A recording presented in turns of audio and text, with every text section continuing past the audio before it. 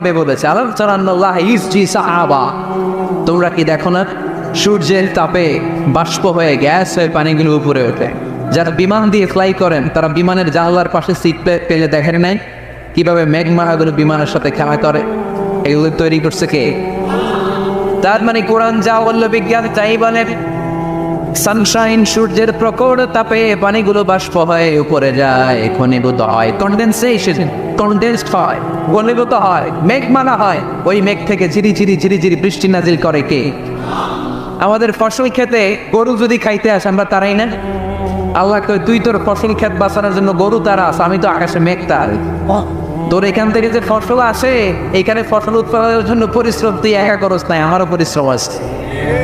তুই দুনিয়ার জমিনে ছাগল তাড়িয়ে দিস, মেঘ তাড়িয়ে দিস, আমি আল্লাহর আদেশে আকাশের মেঘগুলো আমি তাড়িয়ে তোর ক্ষেতের উপরে, ফসল ক্ষেতের উপরে নিয়ে বৃষ্টি নাজিল